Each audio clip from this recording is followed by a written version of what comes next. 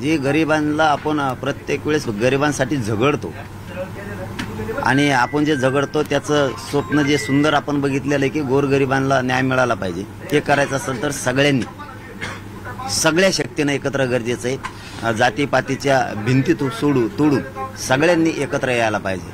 मग गोरगरीब हिंदू असेल, गोरगरीब मुस्लिम असेल, गोरगरीब धनगर असेल, गोरगरीब दलित असेल, शेतकरी गोरगरीब असेल, महानुभाव पंथ आहेत त्यांचे गोरगरिबांचे लेकरं मोठं होण्यासाठी लिंगायत समाजाचे धर्मगुरू आहेत, आपल्या बंजारा समाजाचे आहेत, त्या सगळ्यांनी एकत्र येणं अपेक्षित आहे, तरच गोरगरिबाला न्याय मिळत नसता। मग एकत्र जर आपण नाही आलो तर नुसते ते शब्द राहून जातील, गरिबाला न्याय मिळत नाही, गरिबाला न्याय मिळत नाही, शेतकऱ्याला न्याय मिळत नाही, हे फक्त बोलणार आहेत। योग्य वेळ आल्यावर एकत्र आलं पाहिजे। जसं की पूर्वी अन्यायात खूप जखडला होता समाज, जनता, आणि त्यातून मुक्त करायसाठी, त्यातून समाज आजाद करण्यासाठी त्या अन्यायातून एकजूट व्हावं लागलं।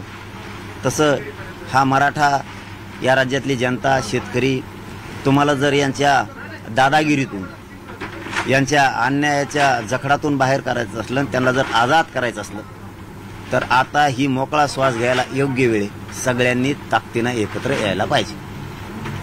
आज जी काही बैठक होईल त्याचा निर्णय कधी बाहेर येईल? नाही, बैठक आज होणार, निर्णय आजही होऊ शकतो, परंतु आम्हाला काही आणखीन दुसऱ्याही बांधवांशी चर्चा त्याही आज आता काही होऊ शकतं, फायनलही होऊ शकतं किंवा उद्या दिवाळी आहे, त्यामुळे एखादा दिवस राखूनही ठेवायला लागेल एक दिवसासाठी, कारण उद्या आनंदाचा दिवस आहे, सगळ्याला आनंदानं दिवाळी साजरी करायची। त्यानंतर मग आज ठरलं तर दिवाळीच्या नंतर उमेदवार आणि मतदारसंघ डिक्लेअर होऊ शकतात, परंतु आता चर्चेच्या आधी काय सांगू, चर्चेत जर म्हणले आजच ठरवू तर आजही ठरवावं लागेल। शेवटी आम्ही एक मताने एकत्र आलेलो आहेत, त्याच्यामुळं आमच्यात लय मोठे मतं नाही आहे, एकच मत आहे सगळ्यांचं।